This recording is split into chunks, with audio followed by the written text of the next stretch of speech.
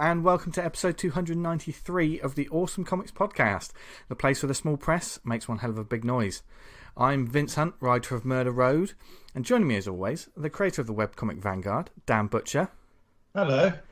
And the influence for On the Buses, no, he's not really, but he's our favourite, Tony Esmond. Hello. Wow, that was a real Blue Peter hello, Tony. I'll make it blue. Oh, God. And this week, we're also very pleased to be joined by an artist and creative. Maybe I'm dreadful, but it is all awful, and her latest book is a recent fave of us and many of our listeners, Hauntings. Welcome to the show, Lise Richardson. Thank you. Hello. Hey, Lise. Hello. Yeah, we had a drink and draw on Friday, and there was a few people in that room who bought your book. Oh, how lovely. I think probably there's like a very small niche of people who all know each other who have it. Surely not. No. Surely, are you saying the small good. press community just buys each other's books all the time? Surely What? not. No. Never. Lisa's with us for the whole show, and we'll be talking about her work as well as some interesting topics, such as utilising other tools such as Patreon and Twitch to reach your audience in just a bit. It's something I know Dan's, obviously, he knows about all that stuff as well. But me and Tony, we are like babes in the wood, Tony, aren't we? No, I've got a clue about that. We don't know anything about technology. Well, apart from I know we do the show, but I literally just hit record and then whatever happens. That's what I do. Well, I try and edit things. I edit things, and all I do is ring you up and going, "What do I do now, Vince?" That tends to be how it goes. Yeah, just press delete and go to sleep. No. So we've got plenty more fun to come, and hopefully, maybe some information. We've got all our I would say we've got all our silly jokes out before we start recording. No, that's not going to happen. That's not true. That's not true. The whole show's a silly joke. Yeah, that's true. But you know what isn't a joke? Comic House. Comic House. The amount of choice you can get on Comic House, our lovely sponsors, and the indie comic marketplace with a difference. Why are you laughing immediately, Tony? I thought I was going really well. You've gone partridge so early. No, what are you talking about? That was almost professional. That was very slick. I said that's the second week I think we've been slick. Last week was slick AF, wasn't it? That was pure. Yeah, it was. But podcasting. this week it's gone tits up. You just slid right into it there. Oh, God. Yes, the Comic House are our sponsor. If you go to comichouse.com, there's a huge selection of titles on the database. They put up with us doing these terrible sponsorship ads every week. God bless them. Like it. Yeah. They tell us they like it, but, you know. Yeah, but the people who love you lie to you a lot, don't they? That's the thing. Oh, well. Pete's words say one thing, his eyes say another. Yeah, that's true. It's true. I think both of you have got some issues to work out, guys. But we'll talk about that later. You sent me a hat. Yeah, I'm wearing that hat. Yeah, Dan's got his hat on, Yeah. which people can't see because this isn't a video show. But Dan's got these Bluetooth headphones that mean he laughs when he wanders about the house because we witnessed it earlier. Yeah, you may get a little bit of audio at the end where Dan just randomly laughs to himself. Which then made me and Tony laugh for about 30 seconds straight. I don't know why. Laughter's infectious. If they want a new Comic House beanie hat, like the one I'm sporting, they can go to the Comic House website and there's a photo of me sporting the beanie. Oh, yes. Oh, yes. That GQ Man of the Year photo. Amazing. Yes, go to comichouse.com because it's getting colder, folks. So you need a beanie hat like this. But also, with the website, there's loads of self-published books on there. If you self-publish your own work, you can list your book on there and start selling straight away. Also, they've got an app, and in the world of digital comics, especially when you can't get to a comic book shop easy, they are... It's all about now apps. Yeah, it's all about apps. Yep. I mean, we Absolutely. Don't get better than that. Don't get better than that. It does. Copyright that. Yeah. Copyright that, Dan. Remember, I'll do a timestamp. But yes... The Comic House app is like Netflix for comics, basically. £3 a month subscription, which is literally cheaper than 90% of the weekly released digital comics. Oh my God, I bought a comic today. It was £5.59. You are a knob. Why did you do that? I'll admit that completely. I'm a knob. Why? Oh, yeah. But we won't talk about what the book is. But yeah, I don't know why you did that, Tony. But I mean, because for £3 a month, if you weren't a subscriber to Comic House, you could subscribe to. Don't be a fool like Esmond. Go on Comic House. Oh, that's I'll tell you what, that's a tube poster, if ever I've seen one. You get access to an enormous library of digital indie comics. What sort of stuff is on there at the moment, Dan? We've got Drips Volume 1, That Comic Smell Volume 1. Hey. The chaps up north. We've got Blood Brothers Volume 1, the gratuitous prequel. Cthulhu Invades Oz Volume 1. That looks interesting. Cthulhu in the World of Oz. Oh my god, got I bet that's a head Jack. Trip. What, the prison? Yeah. No, not the prison. No, God. Frank Baum's Oz. Oh, okay. Right. He smashed on the cover. He's smashing up the yellow brick road, which is some okay. people wanted to do. What were you going to say then? Yeah. we got the Misadventures of Spring Hill Jack, volume issue 1 and 2, which is absolutely awesome. They're great comics. And we got the Enlightenment Gun volume 5, which has got arguably the strangest cover I've seen on a comic in a little while by Richard Francis. Really? Oh, we need to check this out then. Have a look at that. Oh. So, I always worry about turning the Comic House app on to look at anything because it like an advert comes up, doesn't it? Yeah, but that advert is like literally like only on the air. I don't mean when I'm reading it. I just mean when I'm on the air. What you mean, like just in case anyone hears it? Yeah. And no, everyone realises you're actually playing Candy Crush. I don't know what Candy Crush is. I've never played it. If you look in the Skype chat, you can see the comic there, or go onto the Comic House website where you can not only look at what's on the digital app, you can also buy the comics you're looking at on the digital app. Hey, Vince. I don't mind that cover. Dan. I think that's all right, that cover. Dan, what's happening to you, man? He's gone slick, hasn't he? This is amazing. This is like... Did you have a training montage over the weekend to like really sort of... You've been to a TED talk. I just, before I did anything, I spoke like I was narrating, like in Truman Show. Yeah, like I was talking to a third person, hidden camera on everything I was doing. What's that one? And he didn't realise, but in 12 hours he would be dead. That one, Will Ferrell. What's that one? I love that. Yeah, Stranger Than Fiction. Love that. That's a good book. That's a good film, sorry. Yeah. And Comic House is a great website. Go to comichouse.com, find out more, and start a 14-day free trial, and get stuck into the amazing world of small press we talk about every week. I'm going to read that Enlightenment Gun. I like the look of that cover. Yeah, go for it. Yeah. Wow. Okay. There you go. That's one read. So, can you judge a comic by its cover?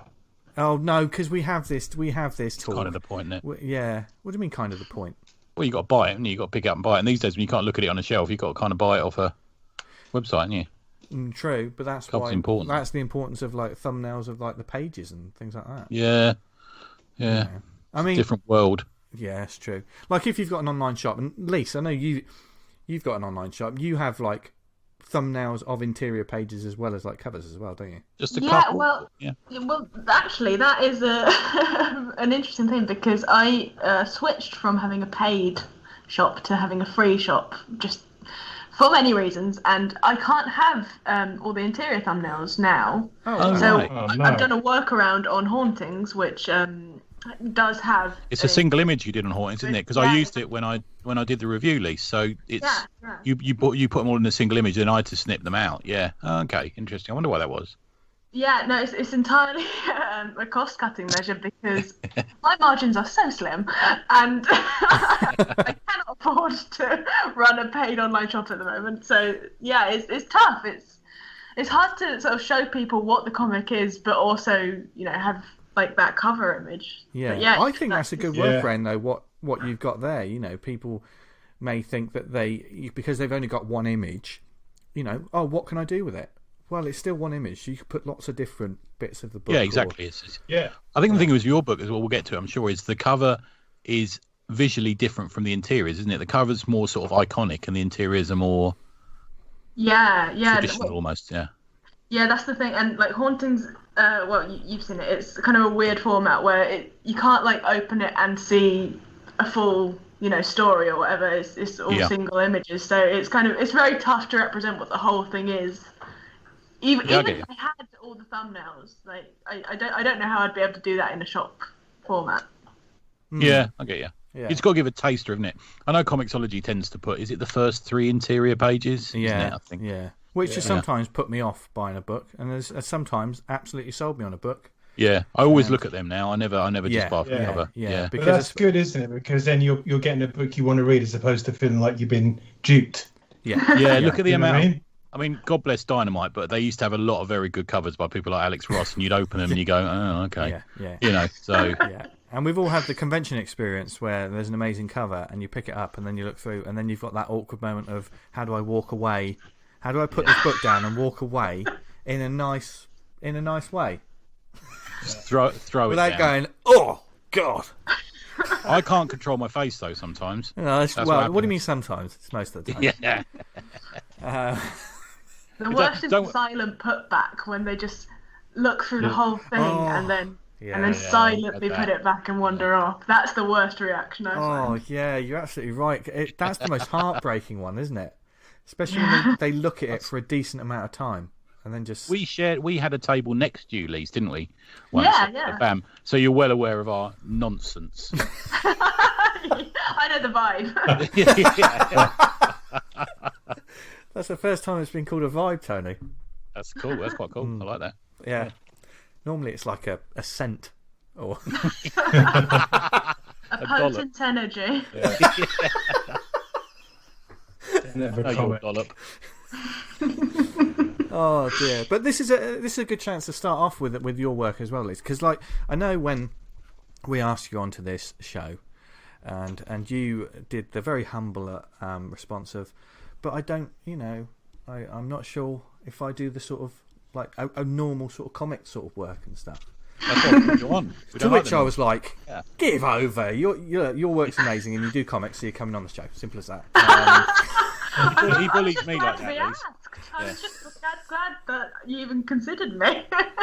Oh no! Anyone who's seen your work wants to know more about it, because it is, and certainly with Hauntings becoming sort of a mini sort of viral sensation. I noticed because, and it will also lead into the Patreon chat that we're going to have, because it was first on your Patreon. It was first available to Patreon. Hauntings is basically a book about. Well, how would you describe the Hauntings itself? Hauntings, Hauntings is it's autobiographical, so it's sort of. Well, you've read my previous comics, which are diary, short diary strips. Hauntings is kind of the next logical step from there, which is they are also short, but it's autobiographical, semi-fictional ghost stories in 8 panels. So it's kind of it's not really an anthology, but it's kind of got the energy of an anthology. And yeah, it's all kind of centered around very much the same situation, just different times of year and slightly different sort of hauntings. Yeah, and it does, that's why the title is that. But it does also that sort of energy and atmosphere you're talking about. The way that the stories sort of differ in their colours, their atmosphere, or their mood, or things like that. It does bring to mind, most classic ghost stories come in a small collection. Do you know what I mean? They're always short stories, the classic ghost stories, aren't they? Yeah, absolutely. So M.R. James is the biggest influence for the whole thing. Like a couple of years ago, I got really into folk horror and M.R. James specifically, and that's kind of led me to even thinking about putting together something with the sort of same setup where you get like different stories in one collection. Yeah. And there's lots of different flavours going on, and like moods and seasons. And it's all. I mean, for me, a lot of it's based around Bath and the area. So and the artwork is also, it's an evolution of your work as well, isn't it? Going from that like Maybe I'm Dreadful sort of works, which was the sort of more, I don't want to say cartoonish, but it's almost like that 4-panel sort of jokey strips. Whereas this is you've got luscious fields and watercolours and all kinds. This is a real evolution of your storytelling, isn't it? Well, it's sort of it comes from a similar place, but what I would say is that for many years before I was doing even Maybe I'm Dreadful, I was an illustrator first and foremost, and kind of comics came later to that, and so this is kind of a marriage of the two things that I was doing in years leading up to it. So it's sort of where the characters are still very similar, like the way I draw myself is still very similar to the 3-panel comic strips. The full illustrated pages is what I was doing in my sort of normal illustration work, if you would call it. That's something I wanted to ask you about, because there's a counterpoint there, isn't it? You've got very rich backgrounds that are perhaps a little bit more realistic than you in the foreground almost, which is a little bit more cartoony. Was that on purpose? Was it? Yeah. So basically where it all started from for Hauntings was that I, at the beginning of the pandemic, stopped doing my diary comics because it felt too bleak to do the kind of daily, this is what my life is thing. But I still wanted to bring the character of that into something that was completely detached. Well, not completely detached, but like wasn't really dealing with the current events. The day-to-day nonsense. Yeah, we're all suffering, aren't we? Yeah, I get you. Yeah. So it was kind of... people on my Patreon particularly, I think, were more familiar with sort of that as my portrayal of myself, and so it was sort of, it's still me, but let's do some escapism. Okay, yeah. Fair enough. But also, like you say, autobiographical as well. Do you know what I mean? It's escapism, and we've talked about this on the show, but each page of this book, is just a standalone print by itself. Yeah, we said that. We'd have any of them on our wall. Yeah, my favourite's the one with the big sun in the background, Lise. I really like that page. Thank you so much. I love doing that one actually. That's the Standing Stones story. Yeah. I'm a big fan of dog walking, and I really feel when you're exploring with your dog and wandering about, it's marvellous, isn't it? Yeah, really is. I mean that really is kind of the whole ethos of the book, is walk your dog and have a good time, isn't it?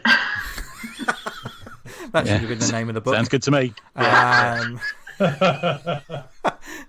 But also, you've done something which I think is very hard to capture, and I noticed we have talked about this on Halloween episodes or horror episodes or whatever. It's this the sense of dread on a comic book page, because as well as there's some spooky stories and some lighter ones. The tone of this book is, it flows. But the one that got me, and even though I don't have a dog that I walk, it's an experience that I think everyone's had, is when you're walking at night and those shadows that are just around your corner, just in the corner of your eye, and they seem to be getting closer. And it was just, it's that thing that autobiographical comics at their best can have. When you're reading someone else's experience, you go, I know exactly what that feels like. Yeah, that story, It's in the Trees, that one, I think it was actually one of the first ones that I wrote and thought, this is something that isn't just me trying to get people to sort of follow a thing that is very specific to me, because all the ones that I'd done before that were sort of, well, this is a bit of folklore, or this is, the story of my neighbour upstairs or whatever. But that one was, well, we all have that feeling. Yeah. Or we've experienced that, even if they're not me, other people will know what this is. Yeah. That moment where you just want to walk a little bit faster. On your way home, you just speed up just a little bit. Yeah, that's exactly it. That one I did feel like was more universal than the others. Yeah, but this also was the intention always to be the collection of this book, because there's always different stories, or did you just do one story and then it evolved into something else, or was it Hauntings the project from day one? So it was 3 stories originally. It was the first 3 in the book, and then a friend of mine and also an author, H.D. Ingham, they said to me that I would love it if you made these into a collection. That was in the summer, and I immediately thought, well, one person's asked for this to be a thing. I like making these. Do you know what? I'm just going to do it, and I don't really care. One sale down. Yeah. I don't care if anybody else wants it. A friend of mine said they like it, so that's going to happen. And that's probably said for a lot of projects that we've all got. Me and mostly those people were lying to me, so I still wouldn't did it. Yeah. Oh, but all right. Here's the tester then. When it was done, did they get a copy? They did, because they're very kindly one of my Patreon pledges. Yes. Which leads that's a beautiful segue, by the way. Look at that. Which leads into this was a Patreon backer sort of first, wasn't it? That was Patreon backers got these stories first, didn't they? Yeah, they did. Vince, you got one. I did indeed. So that's kind of how I've been publishing everything for the last few years. Is initially, I don't like to do like full-on crowdfunders in the sort of traditional Kickstarter sense, because I'm not confident that anybody will go for it. But with Patreon, people sign up to pay you whatever amount every month, regardless of whether they get anything like physical in return. So it's kind of a good way of guaranteeing that you can build up the money steadily over some months, and then you can actually publish a thing at the end of it, and people will be pleasantly surprised. Because I don't think people think that, like, if they pay £1 or whatever a month, they don't necessarily think that, that's building up to be, a budget. So that's sort of been my model for the last 3 books that I did, which was obviously Maybe I'm Dreadful, but It Is All Terrible and Hauntings. But that's worked pretty well for me, to be honest. I think that's a really interesting way to look at it as well, because I think it's not crowdfunding, and I mean Patrons are essentially they're like a crowdfunding kind of source, as well as tying into like a fan base, etc. But I don't know about you guys, but I back a few Patreons, and I didn't, when this book turned up, like the physical book turned up, I was like, what's going on? What? I like that. This is a printed book. I've actually got a printed what? I think I've backed a few. I'm back to just 2 again now, because a couple of that I backed, I wasn't getting anything from them really, and I don't wish to be that bloke who demands getting something for his money, although I am. But I think when you've actually got a reliable patron, and that's an example of it, is you get something through and you get that content and you get that contact. I think that's why you back it, isn't it? Yeah, because the backers also saw these stories that were in Hauntings. You were posting them anyway for backers anyway. So I'd already read these books, just so the actual physical book itself is the icing on the cake. But I think to talk about Patreon, and Dan, I'd be interested to see what because I know now that I'm a Dan Butcher backer, I'm seeing all Dan's posts as well. I think there's as well as it being a good source of income for like these projects and like books and the work in progress, and it's becoming more and more a vital communication tool with your readers and followers of your work, isn't it? Yeah, totally.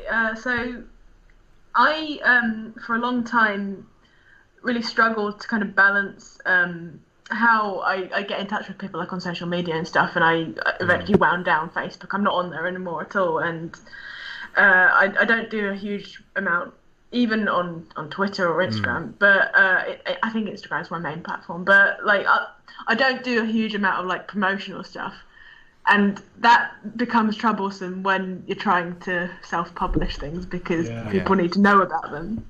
And I was in quite a good position a couple of years ago, 2018 it was, I think, and where I had sort of maybe 30 to 40 people who bought everything I did, regardless of how well I promoted it. And that was back when I was doing comedy stuff a lot. So at the time I was like, well, Patreon, I'd seen a couple of illustrators use it as a kind of, they weren't even producing like physical stuff to give to people, but they were sort of using it as a monthly kind of, you can support me, you'll get to see behind the scenes stuff, maybe you'll get a postcard or something once a year, whatever, something like that. And at the time I was trying to self-publish a magazine, a comedy magazine that I'd illustrated and designed myself, and I didn't want to do Kickstarter because that felt like it was so prone to failure because I could only get such a small amount of engagement on anything on social media. And so I was like, well, what if people pay just, £1, and then over time, when they've paid £1 a few months worth, like they will get something physical in return, and then that will kind of help me fund it without having to like have this timed sort of crowdfunding. Like the 30 days, the 90 days. Yeah. That pressure, isn't it, really? That's the thing. And like I've never been confident enough to do that because... Well, firstly, I think you'd be fine, but I totally understand what you're saying. Yeah. Well, you know that thing of like, you put out, say, a comic strip or something on social media, and then it gets like 2 likes and a retweet. And it's like, well, I can't make money off of this. That's not going to happen. So it's like Patreon kind of, it makes it much less risky for me, at least, to be able to like build up the money to print something, even if it is cheap printing sometimes. But it's also, from what I can see, as someone who doesn't have one, is, we talk about Kickstarter being a full-time job for that month to, promote it, get it out there, blah, blah, blah, and then constantly keep the advertising going, etc., keep the campaign going. But because a Patreon's an ongoing thing, it is vital that you keep giving those backers something. Even if it's sometimes, and I know we've all backed Patreons and we've got the emails and we haven't read them.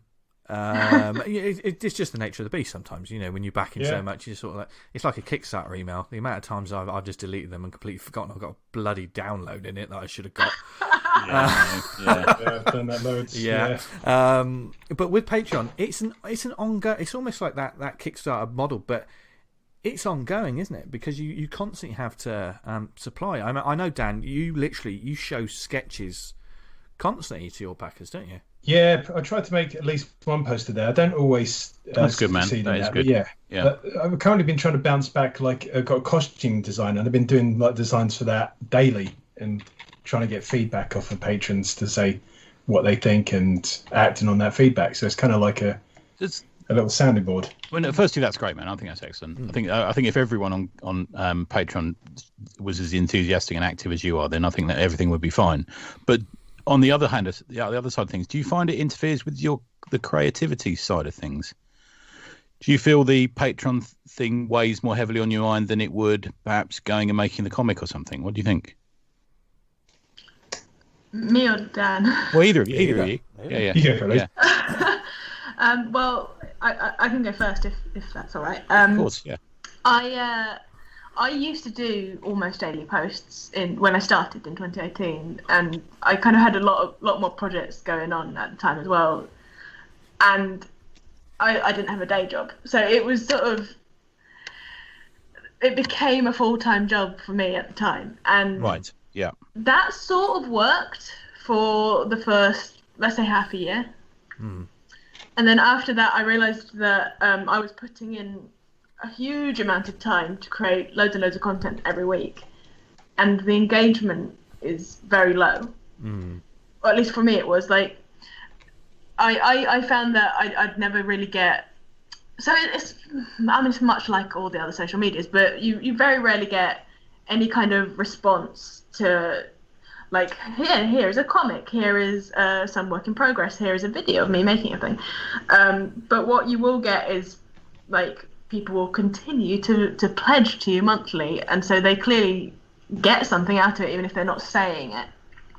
But you sort of realize quite quickly that nobody has the time to like focus their energy onto your thing however many times a week, but maybe like if you do once or twice a month a big post, people will take the time to read that email rather than every week clicking archive on their email app.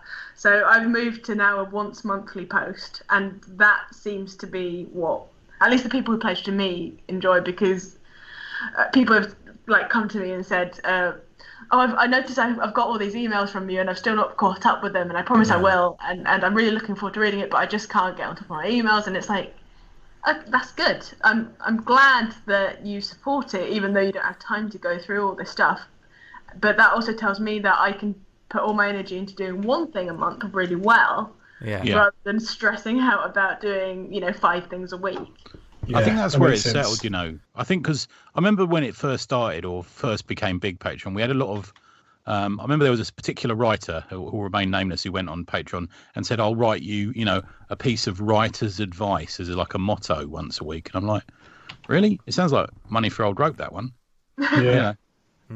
But I think now we're that's kind a good of approach. Yeah, I think now we're kind of settling. And to be fair, she didn't even do that. There's a lot of complaints. Now, I think we've settled into people now knowing it's, you know, you've got to do right by people, I think. Yeah, you can't just give me money and I'm not going to do anything for it. Yeah. I mean, I consider mine as like I'm doing the webcomic and a lot of it goes to that. So you get sneak peeks behind the scenes of what I'm doing for the comic, blah, blah, blah, blah, blah. But I always post up stuff that you can't see anywhere else to sort of get a bit of a value for it. I mean, if we're going to boil it down to a very basic version of it, basically what you're doing, you're subscribing to a creator. It's your monthly subscription service to that creator and their work. It's based on the old theory, isn't it? Where there'll be a rich landowner, and the patronage would be the painter has to paint him a portrait every 6 months or something, and he would pay for his house and his food, and there's kind of like a new age version of that, isn't it? That's exactly it. Yeah, very much so. But also, because of that, subscription services, and we've all got them, and we've all cancelled one at some point. When you just think, I can't believe I haven't watched that in months. Why am I still paying $7.99? But anyway, that's it. Maybe I've said too much. But is that how much Pornhub is? Well, it's $14.99 for the gold. No. We've got one like on an auto renew, and every sort of couple of days I go, when does that go off? Just to make sure we've not going to resubscribe to that because I don't want any more of this fucking service. Yeah. But with Patreons, people can join, and also people can fall away, can't they? They can stop it. So if you've got one, you've got to give people a product. I mean, I know it is the work that you guys are doing anyway. But playing devil's advocate there, Vince, do you have to give people what they want then? Isn't that often the opposite of art? Well, it all depends. I mean, the artists themselves, and feel free to tell me I'm talking nonsense, by the way, guys, because you actually do Patreons. But the Patreon, you have these level of pledges, don't you? So it's sort of like if you pledge at this level, you can see behind the scenes sketches. If you pledge a bit more, you can see. Yeah, Dan's got a kiss and a cuddle. I've got a super pledge level that no one's taken me up on yet. Oh, here we go. It's either a page or 2 pages a month that I'll do of your comic. Oh wow! Okay. What? Wow. So if I've got a pledge level, it's like the top pledge level. There's only like one available, and if you want me to do your comic, say you wanted to do like a monthly comic, you pay for that, and I'll do your page of comic for you. Oh, so like a kind of commission through Patreon. Yeah. So it'd be like a monthly thing. If you wanted this page, I'd keep making the page for you. Can I be rude and ask the amount for that, dude? Yeah. I have to up, so I can't even remember. I'm probably his signal started to cut out. Then did you notice? Yeah. Talking about money. Oh God, where do I look up what I've got the thing again? Fill the air, and I'll be back. For something that major though, you must have a limited. This is only one backer. Surely it must be like a Kickstarter. Oh fuck! I can't remember. It's not that much. I can't seem to bloody find the bastard. £1,000. But yeah. But saying that, that is. You should shout about that more, mate, because I don't think people know that. Because I know quite a few people who probably bite your hand off for that. Yeah. Yeah, but it's one of those things. I thought this would be a good idea, and then never really promoted it. Well, we look forward to getting the messages about you complaining that you've got too much work to do when people start. Oh no, this is severely limited. Like when I did the Kickstarter, it's like you can only do so many. I can only do so many of these, so it's not. Here we go. I mean, from a well, what are these levels? They're not pledges, are they? What are the levels of a Patreon? Is it? You self-define them. Yeah, you decide yourself. What's the term for them though? Are they patronage levels, or I don't know? They're pledge levels. So it's pledge. All right, yeah. and you just call them wherever you want. My top one, it's got a platinum tier, and I've got $40 a month, and you get a full comic art commission, which is was that a single page? A single page, or a comic page of what you want. Yeah. Sort that fucking price out. Like, you are underselling yourself, you fool. Yeah, I don't think that's a lot. Maybe I should revisit that. But yeah. So if you want a page done for your comic every month, Dan will do it for £30. That's crazy. You're underselling yourself, pal. No, I always constantly undersell myself. Yeah. So when you listen to this, folks, right now. When you listen to this, folks, don't send your complaints because the price has gone up. Because seriously, it may be that price now, but we're not going to finish this show with him selling himself so short. That's But you do have to be, I guess, there is a responsibility to think about how many, because I guess you can do as many levels as you want, as many tiers as you want. Yeah, you can have as many as you want. Yeah, on my Patreon, I've got a platinum and lace tier, which where I do a lap dance for you. Oh god, that's surely an OnlyFans. Yeah, that's the OnlyFans. That's the OnlyFans show. There's always, and I'm shocked that it's the guest that says it. Yeah.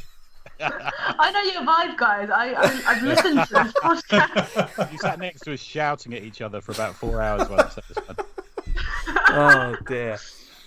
So obviously, since you've been doing the Patreon since 2018, Lise, I mean, what are the learnings? Certainly, that for creators, maybe like myself, one day in the future, that's just think, I'm interested in Patreon, but what's the handy things that you've learned over your time of doing it? Yeah, sure. So my main thing is, I started off with having loads of amusing and very high tiers for various different, like you could get all my books that I've made, or you could get a commission, or this, that, or the other. And nobody goes for the high ones because they can just commission you, or they can just buy your stuff. So about a year in, I decided to take away all the other tiers and just go for a £1 tier. That's it. No other options. And that's been significantly better because it's very low commitment for people. So I think people find it much easier to just go, I'll support that. I can throw £1 at this a month and see what happens. It doesn't matter what thing I get or don't get. Yeah. And so I think that sort of sets the expectation nice and low, which I'm glad. That's incredible. I mean, metaphor for life. Yeah, but that's incredible value for money as well. I mean, because we're talking to a creator now who has created a book and shipped it out to Patreon backers, and now has the book available to buy. For £1 a month, that's crazy good value. Well, the thing is, like, I had the print run for this paid for in August. And everything on top of that just was bonus for me, right? So the great thing about Patreon is that if you set it at £1, more people will pledge to you. Yeah. And thus you can create much bigger budgets for yourself on projects like this where you're self-publishing. And it doesn't feel to people like they're paying a huge amount, but they're still, everybody there is helping create what is actually quite a nice print run of a physical book. Yeah. Plus, I guess you don't have the other side of the coin where it's not absolutely soul crushing if one person cancels a subscription. That's the thing, because I used to have like a £10 tier where you'd get a magazine every 3 months, and you'd get badges, you'd get stickers, you'd get this, that, and the other. Yeah. And when one of those went, it was like, oh god, that's a huge dent in what I make this month. Yeah. And that really restricts what I can do, because I'll have so much less to work with. So when you make it £1, it's like nobody will leave necessarily if they still like you. Yeah, exactly. And it's like, and also like it takes the mental pressure off yourself, because you don't feel like you have to put out the sort of world-changing content. If you can do, like for me, it was like, if I can do. I've just seen what you've done while I was talking, by the way. There you go. It's all right. Thank you. Okay. New pleasure for £1. That's really You're taking me out of the train of thought. But I heard the phone buzz as well. There you go. See, it's as easy as that, guys. Yeah. Just say that you've got £1 Patreon and they'll go for it. But genuinely, it takes the pressure off you, because then you're like, well, I'm free to kind of create what I want. Nobody is going to complain if I make, a ghost story comic about my dead neighbour upstairs. Like, I mean, when you put it like that, Jesus. I'm into it now. But yeah, so it's sort of, I think people expect very little and are very delighted when they receive things for basically no money. Yeah. I mean, but it's, also saying that, people, we don't want an absolute sort of tidal wave of £1 patrons where people aren't actually giving anyone any value for money, because I think you've worked out like a great sort of way of working. You do have this, it's just one level, one post a month. Did you find that by working into that structure, you've got into a real rhythm of creating stuff using this now? Yeah, definitely. Since the beginning of the pandemic, really, I've had a very sort of set schedule when I write however many stories in one sitting. Like it takes me, a day basically to like get all the structures for everything done, and that frees up the rest of the month for me to actually go and make the thing, which again, these are only 8-panel stories, so the panels are quite involved, but it's sort of, I'm not worrying the whole month, can I get this huge odyssey created, when it's like, I've got the thing written, I've got a certain amount of days to complete it, people expect it on the first of the month, so I've sort of got a very sort of rigid schedule, but it works for the way I at least create. And so that was all of 2020. Every month I was doing that, and it worked out really well. This year, obviously the first month was the last Hauntings comic, and then I shipped out the book in January, and this month is my first month where it's like, oh, I don't know what I'm doing. This is exciting. But actually I do know what I'm doing, and that's already been set into motion. It's going to work in a very similar way to Hauntings, but I started February going like, wow, this opens so many new doors. I don't know where to go. Are you keeping... obviously, we're not going to find out what the new project is. You have to join the Patreon to find out that. But... One thing that we did talk about a lot is, and a lot of people liked it, is the format of it. The books come out really nice, but I really like sort of square, sort of bound books and stuff.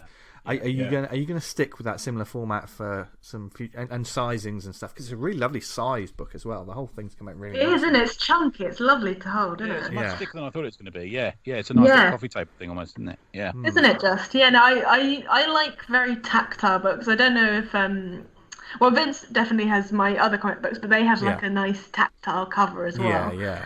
And so that's the kind of thing that I like to sort of think about when I start making things, like what will it physically feel like when it's an actual book, right? Yeah. The next one won't necessarily be square, but it will be similar sized, I think.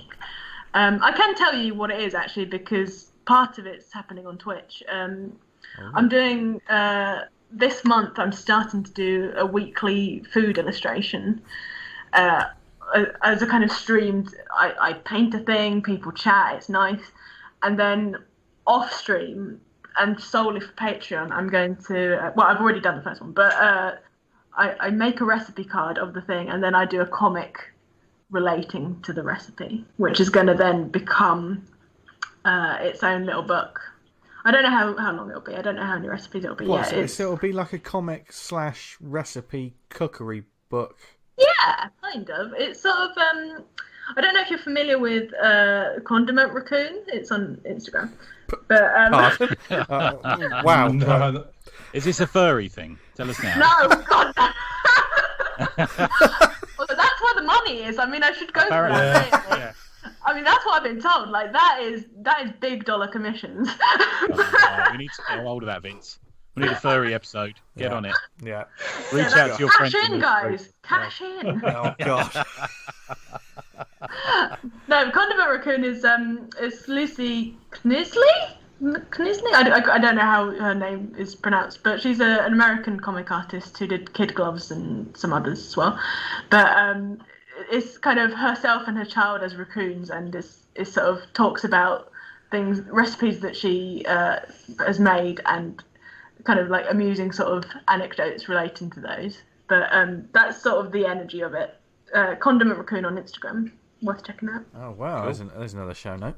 Nice, all over the gram. Yeah. Oh well, that's fascinating. Yeah, blimey, it's amazing. So many exclusives this week. Really, yeah, I haven't actually. This is, I think, the first time I formed it into any words. I don't think I've even told Pete, who's in the room at the moment. I don't think anybody knows I'm doing this, but yeah, you guys are the first to know. Oh, amazing! So I sense we're now going to move into that area that I also don't know about, called Twitch. Yes. I've only ever been on John Tucker's one. That's the only one I've ever, and I don't really know how I connect to it. I'm not sure. And I've certainly I've watched along with a couple of Lise's sort of Twitch videos and your artwork. So how I don't know how to do it. See, I don't even know how to phrase the question. But what started? What made you start? WTF? Yeah. I'm an old man. What is this Twitch? It's just something that I get occasionally. But what inspired you to start like a Twitch channel, like for art and stuff, which is something that we're seeing more and more a lot of creators sort of doing?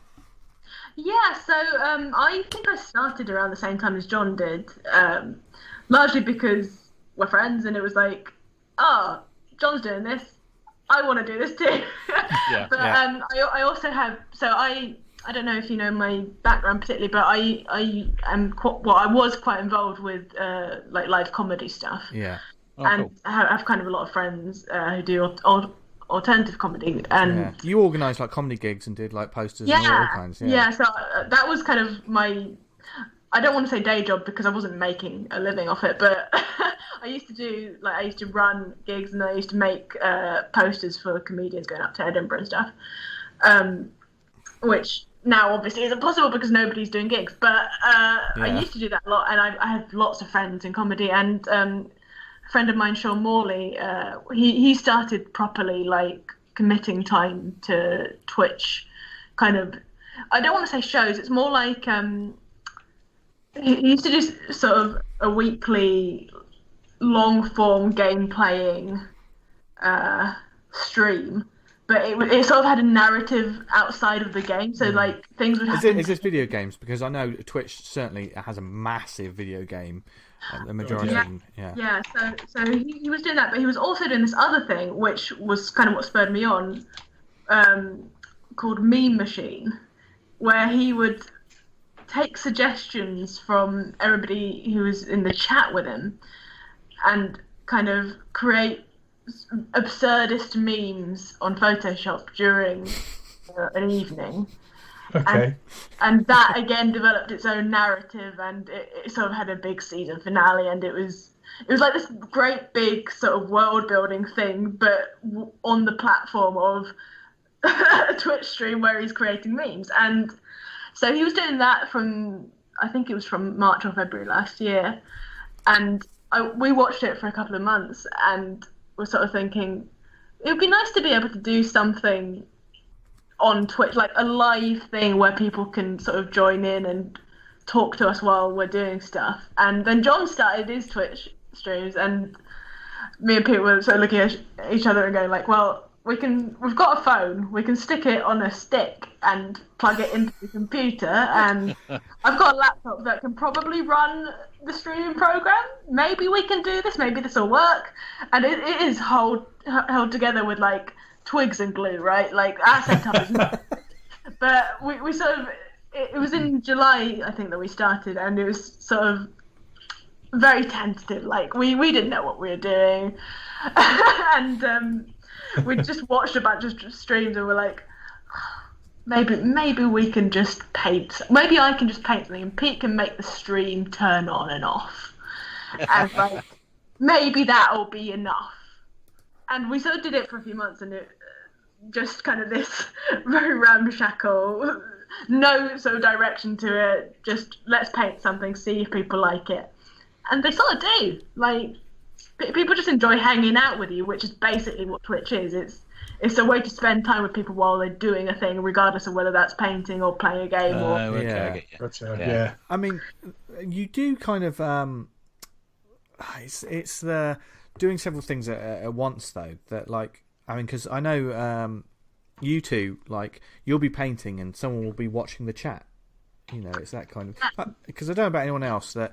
And I'm terrible. Like, at a convention, if someone asks me to draw something, don't talk to me for 10 minutes because you're not going to get any sense out of me because I need to concentrate on what I'm doing. Well, yeah, that's fair. It's tough. It can be tough. You've never run a comedy gig where 10 people are asking you to do something while the audience members are stressing at you about chairs or where the loos are oh my god, is the sound too loud or whatever. So you had training then, basically. So, but the thing is, you're working and watching like the chat because it's totally interactive at the time, isn't it?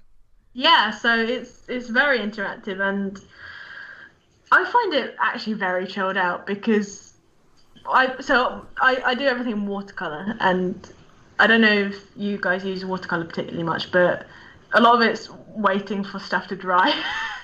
So it kind of leaves me with a lot of time where I can just sort of let whatever I'm doing dry and watch the chat and talk to people. And people will they'll engage with whatever you're talking about, regardless of, you know, whether it's related to the painting or not. Like, often I'll just start ranting about things that annoy me about the comedy industry or the illustration industry or the publishing industry. A lot of industry related rants.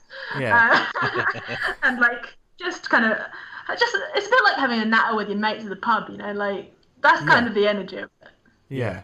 Okay. Which is, that's a good vibe to have. I mean, is that something you're getting more confident in the sort of setup and the presentation of it? Do you know what I mean? I mean, it's like very much when we started this podcast, it was very much, what the hell are we doing?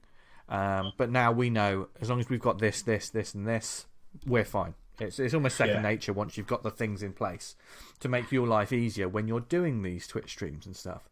So, do you have a certain setup that you like to have before you even press go on the camera? Well, I've got Pete. And he does everything. He makes it work, and I don't think I could do it on my own. Like he sets up the computer, and like the most that I do is I make sure that the camera's facing the paper that I'm using, and make sure that all like the paint stuff is physically set up on the table. But Pete does all the tech. And like he makes sure that, you know, it's all going out live to people and the chat's working, and like we've got like an auto mod thing that sort of puts out like my shop links and whatever, and he's got all that working, and like all the kind of fun stuff that people can interact with the actual what's going on screen. Like people can do alerts and they can do. So we do game streams as well, and like he set up things like a distractor so that when we're doing something, it will like flash up on his half of the screen or something. But yeah, he makes it all like. When you say a distractor, what's a distractor? What's that? Yeah. So it's to distract one of us from whatever we're trying to do, and so Pete does like John Tucker does also trucking streams. Yeah. Truck simulator, and so that kind of has its own deep lore that he has created with the chat.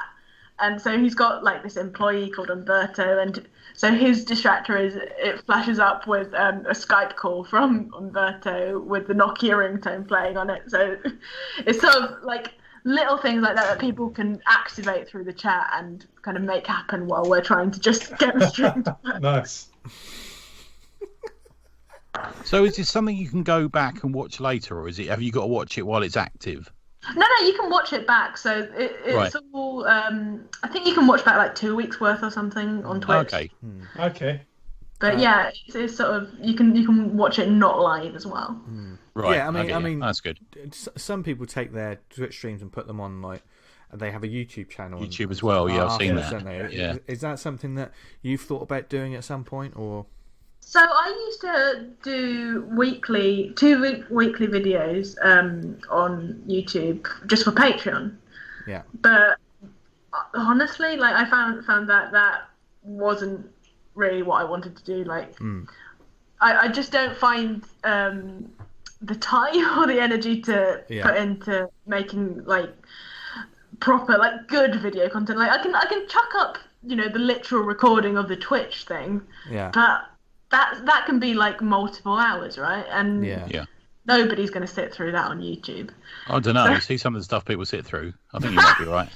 Okay, let me rephrase. Nobody in their right mind to engage with my content would want to sit through that. But yeah, so I did used to do it, but I just find that live is much more my thing. Like I enjoy the kind of interactivity of it, and I think that's really where my energy's focused. I get you. And it's not of the moment kind of thing, isn't it? Really, it's like when we do our like drinking draws and stuff.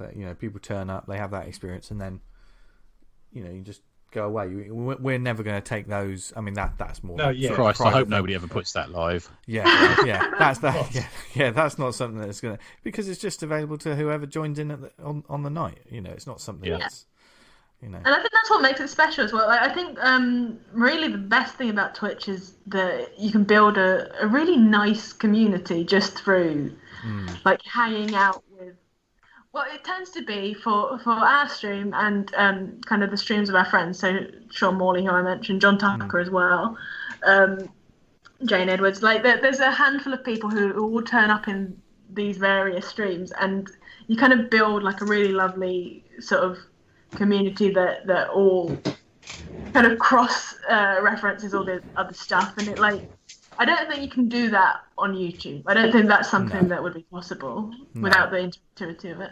Yeah, I think on YouTube you have to have a certain number of subscribers before you can stream live as well, don't you? I think it's an error condition around that. I think. Yeah. So I think the YouTube streaming system is a bit faulty. Like I don't think it works as well as Twitch, because Twitch is basically made only for live streaming, whereas YouTube doesn't really have that in mind. Yeah. What is D Live? Is that a similar thing? Is it? What's that? D Live. Oh, okay. No. Don't worry. Yeah. It's not a porn thing. It's not. I mean, you say that, but I'm now instantly suspicious. Yeah. I mean, to be fair, there's so many. Who wants the D Live? Quite right, to be. Sorry. There's so many services that pop up and then they're gone, and you're like, oh, okay, but that was a thing, very briefly. Yeah. There's loads of alternatives. Periscope. Do you remember when that used to be a thing? Yeah. That was like the first live streaming thing that I remember existing as an app. I think Rumble started as well, wasn't that? Wasn't Rumble the sort of YouTube for Parler? I think it was that, wasn't it? Bloody hell! These all just sound like naff X-Men. Rumble, Parler. It could be real X-Men for a while. Yeah, probably from the 90s. I think I did try that Periscope one, but it was such a bloody pain in the arse trying to set the camera up to draw. I was like, fuck this, and just sacked it off. Have you entertained the notion of a Twitch at some point for because obviously you do a lot of the Vanguard stuff, like a lot of sexy videos going on as well. Back to the Patreon, you have especially with the digital, you've got videos of what you're doing and stuff, haven't you? It's literally a technical problem because my internet connection is so garbage I can't stream like video. But when it gets better, is that something that you will? When it gets better quality, that's something I've looked into. I mean, the idea of me drawing live and people like talking back and forth and can see what I'm drawing. That's something I've looked into and got that sort of on the springboard. Hopefully, when it all sorts itself out. I mean, it is a societal thing, isn't it? I mean, we are moving to that so much in our work lives, in our private lives. I mean, we had a dinner party the other day, Lise. There's 4 of us. We had a dinner party over Zoom, didn't we, guys? Yeah.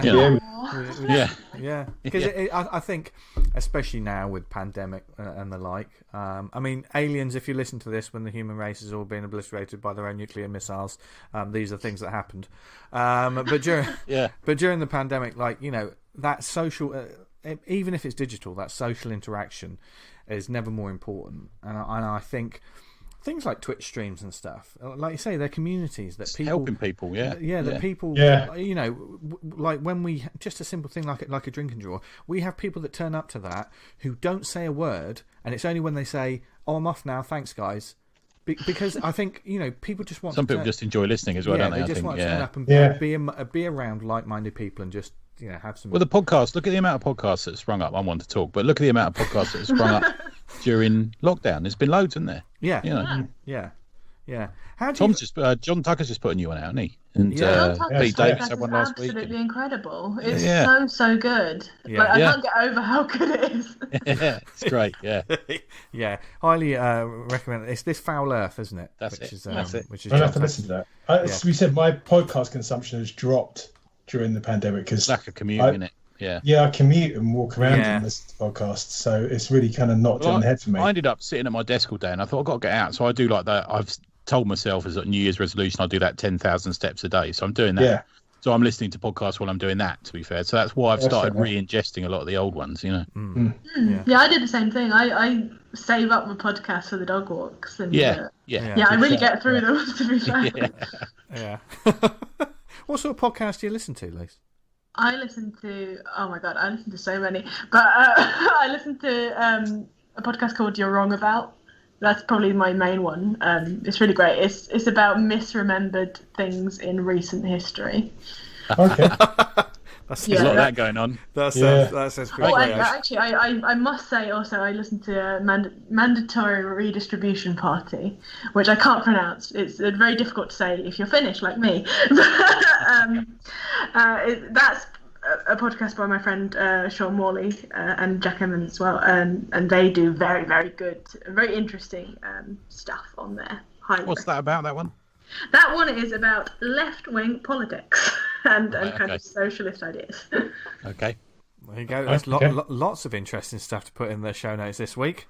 I tell you what, it's quite eclectic. I've got Twitch streams, I've got Patreons, I've got, I think they're great sources. I mean, when I work for university, Lise, and a lot of my job is research.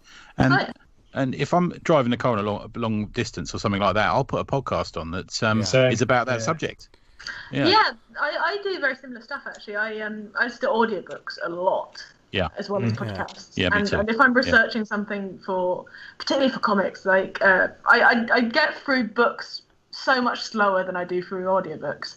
So like when I was researching stuff for Hauntings, I was listening to a lot of audiobooks during that time. I'm the same. Like, I used to, because I stopped taking the train to work and things like that, and that was when I used to read a lot of books. Now audiobooks, if I've said I've read a book, it's probably I've listened to someone saying it in my ears.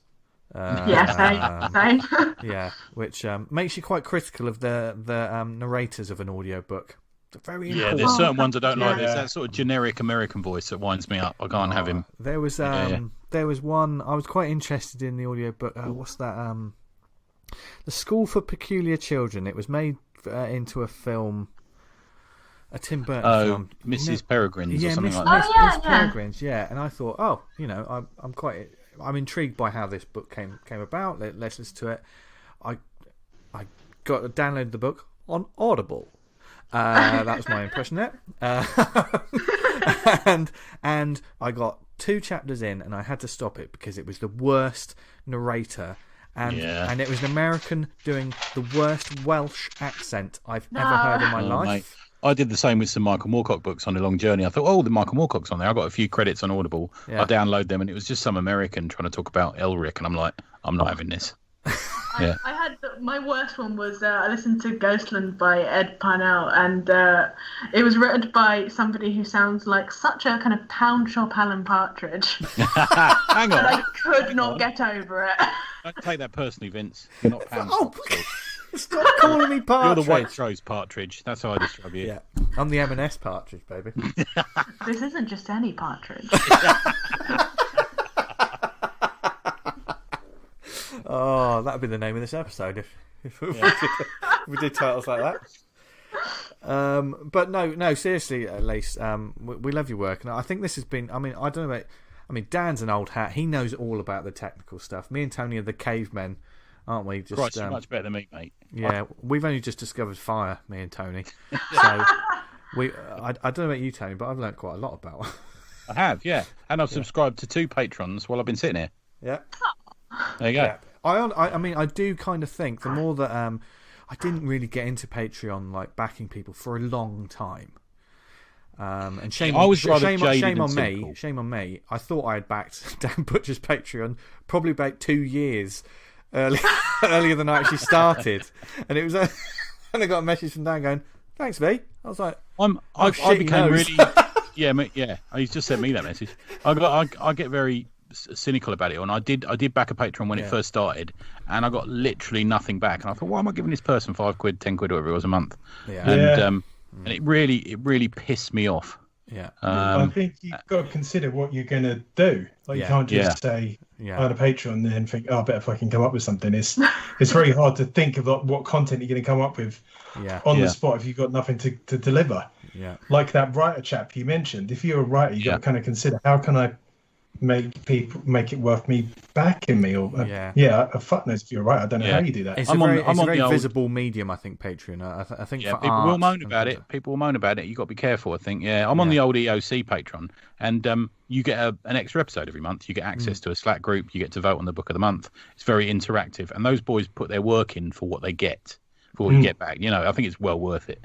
But I think the idea of running a webcomic on there where you just pay $1 a month and you can read. That's one of the few ways you'll get paid for a webcomic, I think. Yeah. Well, that's the thing. Like, it's so hard to make any money off, like, posting just one comic a day or a week or whatever. I think you're right. You were right there when you almost said it's hard to make money off comics. I think that was just. I agree totally, Lise. Yeah, completely. On my Vanguard stuff, it's more like my webcomic's almost just like a kind of social media post to keep people interested in the thing. So when I bring out a book, there's an audience for it. But like the posts you put up for pages and stuff don't get much traction at all. Right. It can be disheartening, but I always think, well, it's not the page itself, it's from when the book comes out. Do you know what I mean? Or when the comic's done. I did a Patreon last year, which was Adrian Hashimi, who you both met. He came on one of our Drink and Draws, and he love him, one of my favourite people in the world. Yeah. Such a good dude. And he did a story about sort of folk tales from Malaysia, and I don't think it's a secret now, but I think everyone who pledged will be getting that book. No, I think that's the best way to do, man. That's a great way. Yeah, that's a great way of doing it. Yeah. I think there's a lot of value to be had in these extra sort of, and also they can be an important resource for creators. But as we always say, you just got to be responsible and do it properly. There's a lot of people who it's not a quick buck, people. It really isn't, and. I mean, hard work. Yeah, Lise is a brilliant example of like it's value for money, and they're putting in the work. So, well, listen, I'm paying her £1 a month now, so I expect. I've got that pound now. You can't get that. Just be a picture of you giving me the V's. Oh dear, no, but this is been fascinating, and thanks for enlightening us some more, Lise, about it. Long time coming, mate. Yeah, we're looking forward to this one. No problem at all. I'm glad to have talked about it with you guys. Yeah. We've been friends with Lise for a while, so this has been a long time coming. So, and she's sticking with us for the rest of the Mafia. Bam Mafia. Yeah. The Bam Mafia, baby. Those days will happen again. They will. That sounds quite threatening when I put it like that. It does, doesn't it? It does. Particularly when accompanied by the word mafia. Yeah, that's true. No, I won't edit this bit out. Just trust me. We're very nice. I mean, if it's any sort of mafia in Bath, it means we just, do we put cream before the jam on our scones, or the other way? World of cities in the world, Bath mafia is probably a bit further down than like Detroit or somewhere, or Moscow or something, isn't it? Yeah, sound a bit more threatening. Vicious bloodletting on the streets of Bath. Yeah, I mean, it's fucking carnage. I couldn't get any caramelised onion hummus. Blood in the streets. I'm seriously, folks. I'm not posh. Please don't. I've been to your house. You live in a little cottage in the middle of nowhere with roses up the side of it. You're well posh. I'm not fucking Thomas Hardy. I think I've walked past your cottage. It's lovely. Yeah, it's a lovely cottage, isn't it? Yeah, charming. I mean, I live at the poorest address in Bath. Yeah. I mean, everyone's got visions of me living like Kate Winslet from The Holiday. That's the vibe. That is fully the vibe. I know exactly where. Yeah, I know where it is. As well. They used your house in that film. It is my house. Yeah. Jude Law lives with me. Anyway. Does he do that joke where he puts his hanky over his face? That's the funniest thing. No. Look, we need to get the show back on track. This isn't a sponsorship ad. We're supposed to be on track right now. Nonsense. Anyway, do we have any shout-outs this week? Yes. Shall I go? Yes. I've got one. Oh, Thanks to everyone who came to the Drink and Draw. What a session. Yes. That was a hell of a good one. Yeah. Arising from the Drink and Draw is an anthology, which was kind of the drunken idea of a group of people that has been made reality by Sarah Harris. Sarah Harris. It is an anthology, and it's for the ACP family. It's for the community that has built up around this podcast. Thanks to everyone. She's in charge. She has a final say. But if you want to pitch to it, make sure you pitch to her. Don't just send her a completed strip thinking it's going to get in there, because it's not. But it's going to be sort of. I think a lot of people have showed interest. Not everyone's going to get in, sadly. So she's got the final say. But there's a little group of people, like a Star Chamber. Do you remember that? Oh my God. Sorry. That's right. Do you remember Star Was that Chamber? the first time a dog's ever been on this show? No, it might be actually. Yeah, It might be. Yeah. Do you remember Star Chamber, where people would decide who would die? You know, it's a bit like that. That's the Star Chamber for this anthology. But yeah. What? So what? I mean, people aren't going to die, are they? They might do. I mean, you never know. But Sarah's got impeccable taste around comics, as we all know. She's one of the busiest comic readers and creators that we know. So I'm looking forward to that. Yeah, good one. A little thank you to Paul Ashley Brown, who sent me. I ordered one book. Who's another Bam Mafia, I'd like to say. Yeah. Who said I ordered one book off him and he sent me a load, and they're all brilliant. So I'm really enjoying them. And anyone who sent review copies through to the Never On Anything site, I'm working through them. Give me a chance. I don't need reminder emails. Thank you for that. I work like 13 hours a day. I only get an hour at night. So yeah, I'm getting there slowly. Yeah. I don't know how I feel about chase emails. No, I don't either. Depends how they're done and who they're from. You know, horses for courses. But I know what you mean. Yeah. To be fair, I would, if I sent something to review, I wouldn't chase it up with an email, I don't think. But like you say, each to their own. Yeah, there's different. Yeah, on the site, but And there's ways of going about it. Anyway, Dan, you got a shout out. Yes, the competition I was supposed to do last week on the Monday. Yes. The drawing competition will be up tomorrow. Oh, good. Oh, we were wondering about that at the Drink and Draw. Yeah, I completely and utterly forgot about it. I was on holiday this week and I just kind of fucking sapped off actually all my responsibilities. Where'd you go, Ibiza? Yeah. He left his family at home. Where'd you go? Marbs? Did you go Marbs? Yeah. I was going to text the boss tomorrow and say I can't come in because of the fucking snow, but I'm not sure if he'll get the joke.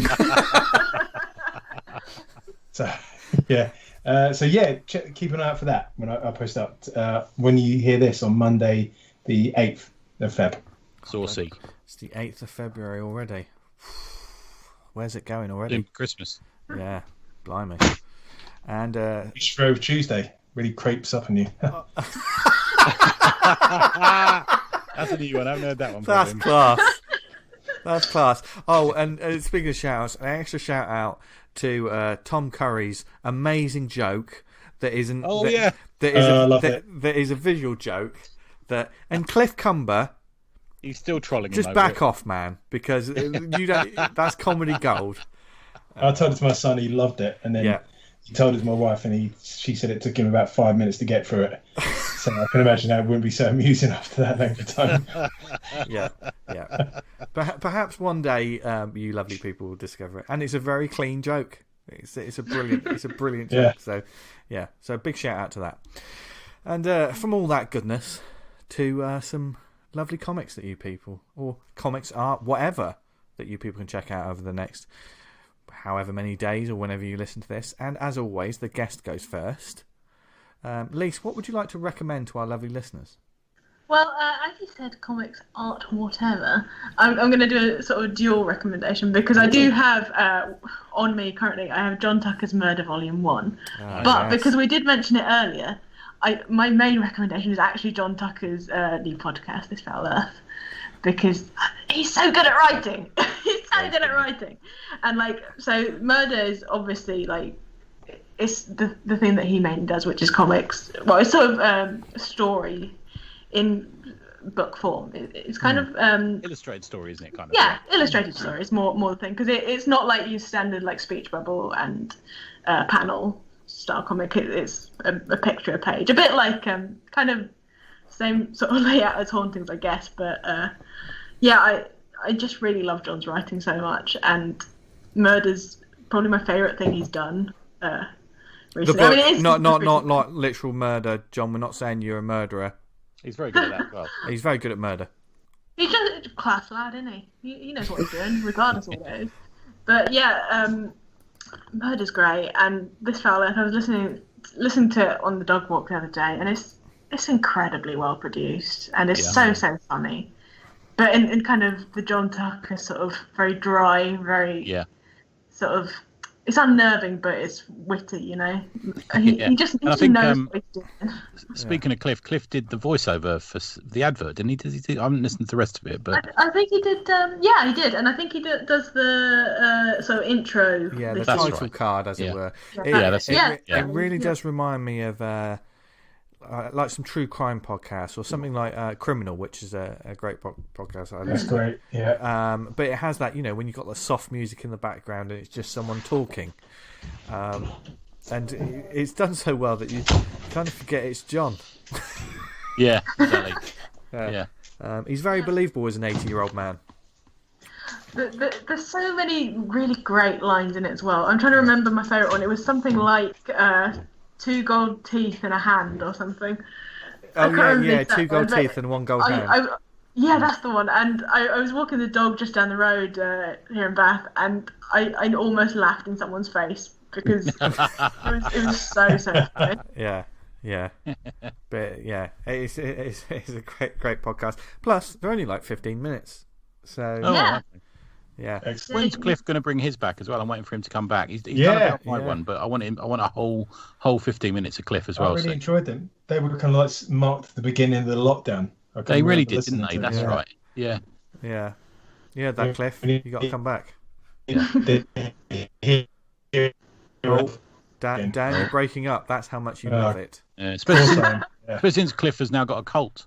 He does. We can't talk about that, Tony. Oh yeah, sorry. There are several levels, and as we said in the drinking drawer, once you get to level 42, you get a free base. That joke's still funny. Slap it.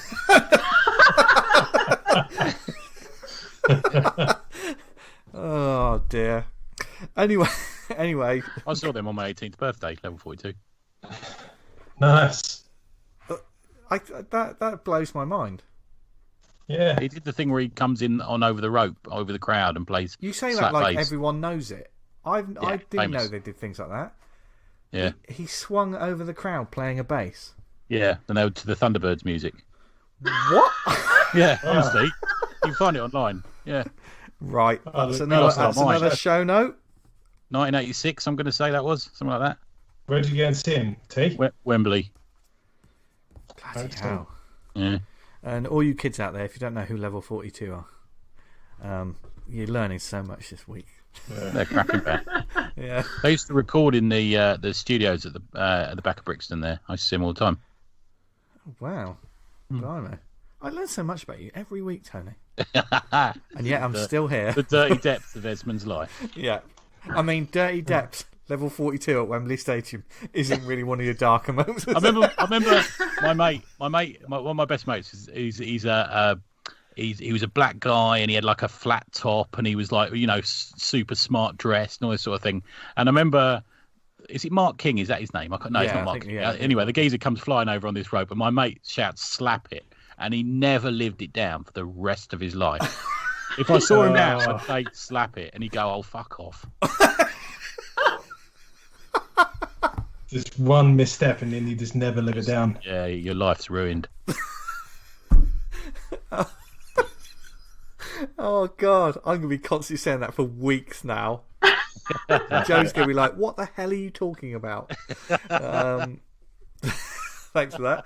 And thank you for that recommendation, Lise. That is quality. Who would like to go next? Go on, you go, V. Yeah, you go, V. All right. Don't fight about me. Blimey. You know, I mean, I'm very flattered, but anyway. Get on with it. All right. Slap it. Jesus. This is what happens, Lise. You knew what was going to happen around 9 o'clock on a Sunday evening. It's always the same. But no, what I like to recommend is a webcomic. I've got a pile of like PDFs and books to read, and and I was scratching my head thinking, what am I going to recommend this week? But I just didn't think about the strip that I've been reading quite a lot recently. I discovered it on Instagram. And it's called The Weekly Roll, ROLL. It's a weekly Dungeons and Dragons inspired 4-panel comic strip that follows the various exploits of a party of adventurers as they walk the fine line between good and just straight up evil. It updates every weekend. I discovered it on Instagram. It's available on Webtoons, which is quite a big thing, isn't it? Is that one of the major ones, Dan, for webcomics? So that again, I was completely Webtoons. Oh yeah, that's one of the big platforms. Yeah. Oh yeah. Yeah. I mean, I just went to the Webtoons page and the stats for strips on there are insane. Yeah, I mean, if you can get on the front page, you're fucking going to do massive numbers. Yeah. Yes, but this is great. I mean, on Instagram, the creator is just called Malcolm, and they. So apologies for not saying your name correctly, and they'll never listen to this. And on Instagram, it's CME_T is where you can find the strip. And it's the classic 4-panel sort of comedy strip sort of thing. And it's just, which I'm thinking more and more I might get back into that, doing that rather than like the full sort of A4 comics and stuff. That's sort of like 4 panels to a joke. Not a joke, but that kind of. Thingyville that you did. Yeah, that kind of stuff. Stalkerville. Yeah. Because there is a real sort of a talent to getting those sort of right, and I absolutely love this strip. It's not all ages. There's some grown up humour. There's some fantastic characters, and the comedic timing for these things are always completely on point. And I love it. So, and it's every week. I mean, there's 68. There's 68 chapters at the moment. And one of the characters is a tiny gnome who's like a druid, but he's got normally you'd have like a sort of savage warrior that would wear like a bear skin, like the bear's head on their head. Because he's a gnome, he's got a badger, and it's just such I like badgers. It's such a brilliant visual. Plus, he's a little arsehole. So it's really good. It's called The Weekly Roll. I thoroughly recommend going back to number 1 and just starting from there, because he's really on a roll.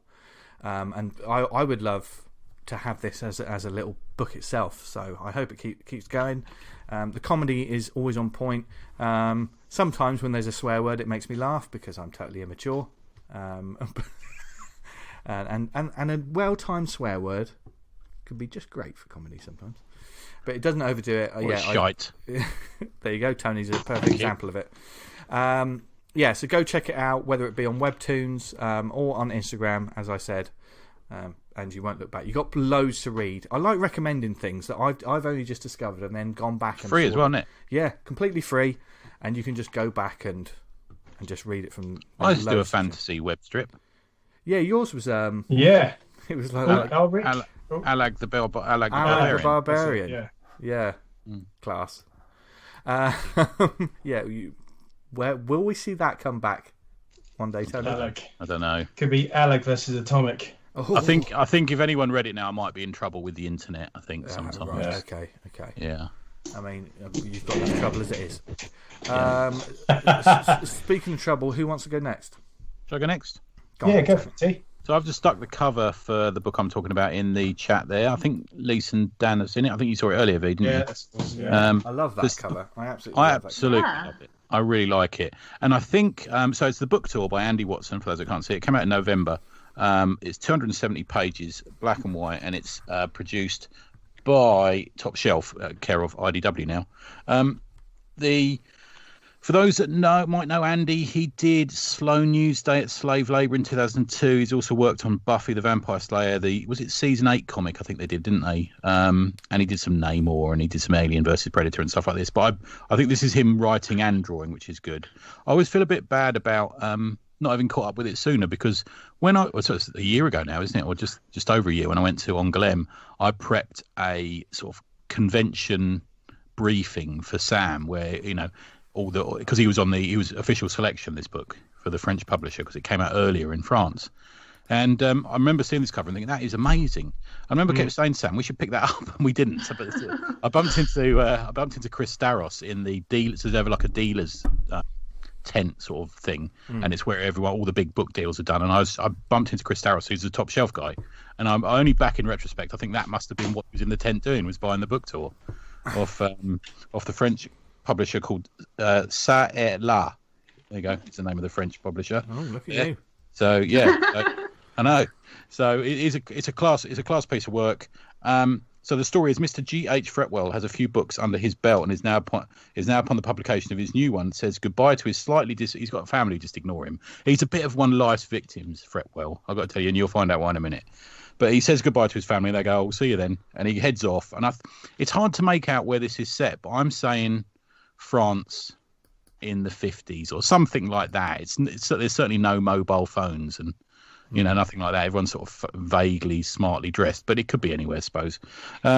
He sets off on the train, and he's a bit, he's stressing a bit about it. He's always in a mess. He never knows where he is. He always needs a map. And he gets off the train, and some bloke walks up to him and says, "Oh, I'm here to collect you." And he says, "Oh, I didn't realise I had someone collecting me on the itinerary." He says, "Oh, they should have told you. I'm really sorry." And he says, "Oh, shall I take your bag?" And he says, "Oh, thank you." And he gives him his bag, and he wanders off, and he never sees his bag again. So it's sort of, that's how it starts, and it just sort of slowly gets worse and worse. He goes to a couple of book signings, and nobody turns up. But the woman who runs the first of the book signings says, "Oh, what are you doing for dinner?" And he says, "Oh, I don't know. I'll probably eat in my hotel room." And she says, "Oh, I've been really lucky. I've got a table booked at the restaurant next door. It's really hard to get a booking." And following day, the police arrive at his hotel room and say, "That woman yesterday, where what did you do with her? Where did you take her?" And he said, "I didn't take her anyway." So, "Well, she's gone missing." And he becomes the suspect in a murder case. But it gets worse and worse. He sort of slowly, he can't find a phone. He ends up going into a bar, and it turns out to be a bar where you go in and you sit with a prostitute, and then some bouncer tries to get $100 out of you, whatever it is. He ends up going. His publisher's been very weird and won't invite him to the party, and the publisher won't come and see him, and they send the sort of idiotic poetry editor along who can't pay for the meal and disappears. There's a lot of twists and turns. I mean, it's 270 pages. It's done in black and white, but I'm just trying to think what it's like. It's kind of like an Ealing drama, but crossed with something. Have you ever seen the movie After Hours, the Scorsese movie, where he ends up stranded in New York, and it's just his life's just getting worse and worse, and he can't get out of it? Or maybe The Trial by Kafka. Have you ever seen the movie of that? I think it's an Orson Welles directed movie, isn't it? He's like, what's happening to me? I'm just like Joe Public, and this all, I don't understand why I am. What's happening? And it gets worse and worse and worse. And I won't ruin the ending for him because I think it's really good. But it plays a bit on the sort of paranoia of the innocent person being, caught up in the legal system and being suspected of a crime, and everyone he sees, there's sort of homeless guy he keeps bumping into. He keeps saying to him, "Oh, have you got a light?" And you begin to wonder, who's that homeless dude? I don't really know what that's about. And he loses all his money, and he can't get home, and he's suspected of a murder, and his wife leaves him. And it's really cleverly done, and it's I read it all in one sitting at 270 pages. That's something in it, but it's a fairly sort of breezy read. It's a nice, airy, quick read.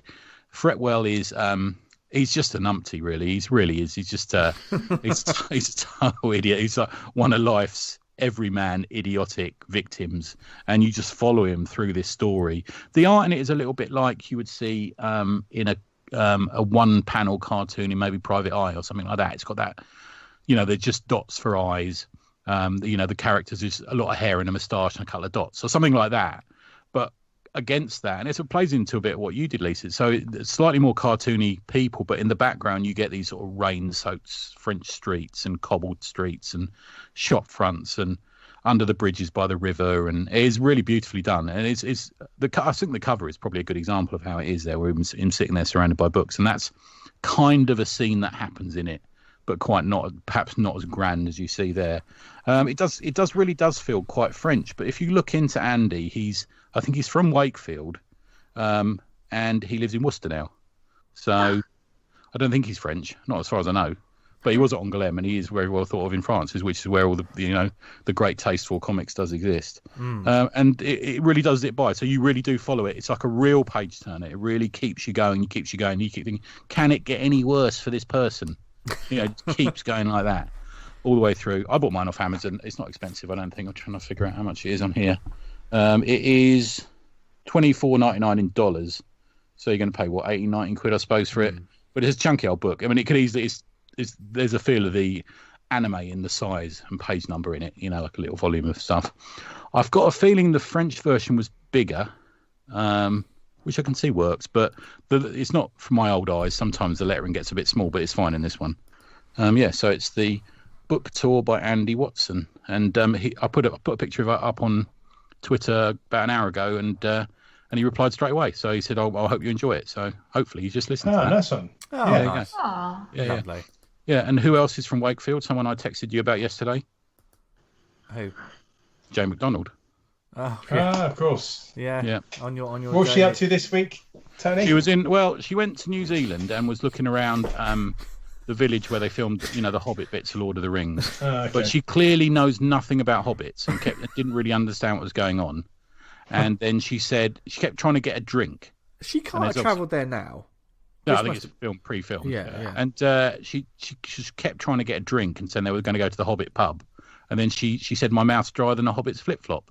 And I thought, as they famously know, Hobbits don't wear shoes. Yeah, so she's seen a Hobbit's feet. She clearly has never seen the films, although she is, worthy of a BAFTA, I think, for that episode.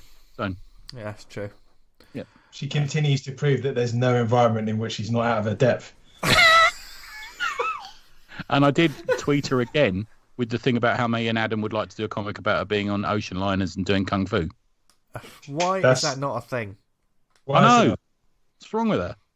I'd have been all over that if I was Jane McDonald. Yeah. They're doing a Keanu Reeves, John Wick kind of comic. Why can't we do one about Jane McDonald on cruise liners, solving crimes and doing kung fu? Cruising for a kill. Yeah, you could have had cruising for a bruising. It's there. Yeah, God.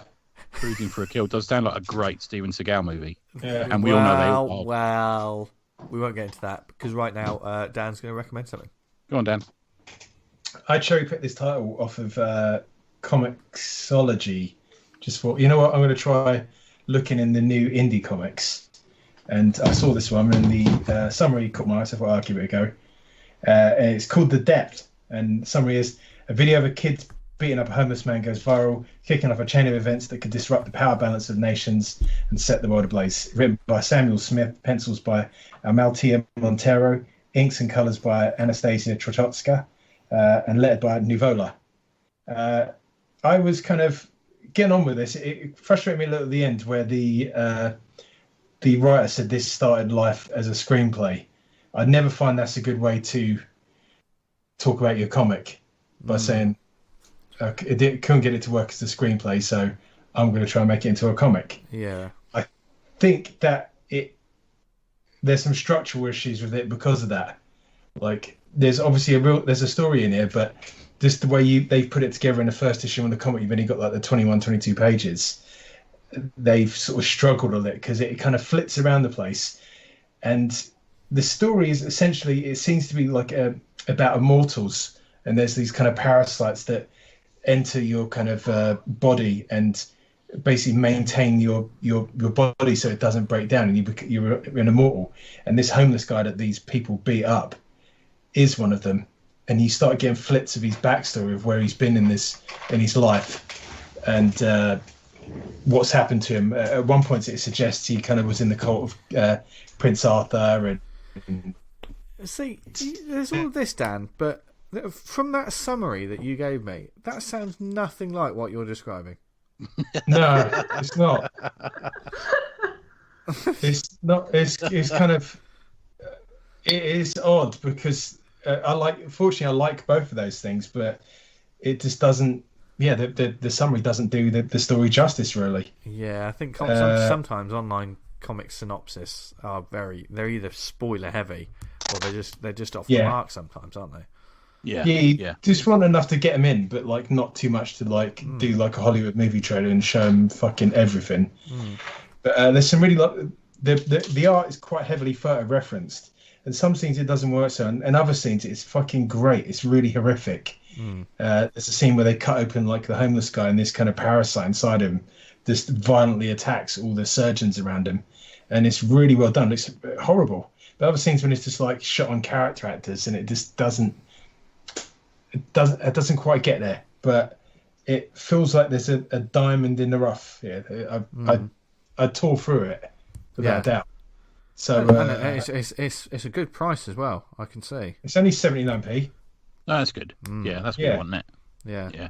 I did go to Comixology this week and tried to get all my back issues put down to 79p because I think I was having some kind of brain malfunction as I priced my Vanguard. Some of them I did like quite high, and others just did 79p. So I tried to sort that out. But I reckon it's give it a crack. See what you think. Yeah, especially for like that kind of price. I think get hold of issue 2 and then see where this thing's going. Yeah, since it's an indie title putting it out for 79p, I can't really go wrong with that. Yeah, so which I think more people should do on Comixology sometimes, rather than what a lot of people especially my experience this week. Yeah. And it's got the cover to issue 2 in the back. I don't know when issue 2 will be out, but the fucking cover for issue 2 looks amazing. It's arguably like a million times better than issue 1. I would have led with the cover to issue 2. Oh, okay. Right, you'll have to send us that down, and we'll and we'll put it on the Facebook chat. Yeah, that's a good idea. So some varied and very interesting recommends this week, all over the shop. Can I just say quickly, after my book, I was people don't know, but we send Vince links so you can put them in the show notes. I was just looking for Andy Watson's link, and he has a Patreon. So there you go. Ah, brilliant. There you go. Yeah. There you go. More and more people are having them. Yep. And hopefully more and more people will listen to the show. What a show it's been. Yeah, you're right. Poundland Partridge. That's what I am. I heard it. I heard it. Don't do yourself down. I just heard it.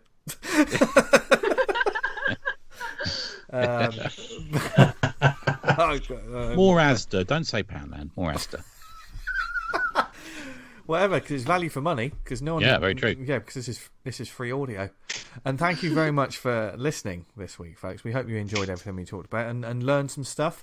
Go forth and check out Lisa's Patreon and get her work and check out some of the stuff we talked about. If there's anything you want to know more about, or if you've got any events or charity drives or anything comics related that let's spread the positivity of comics in a good way.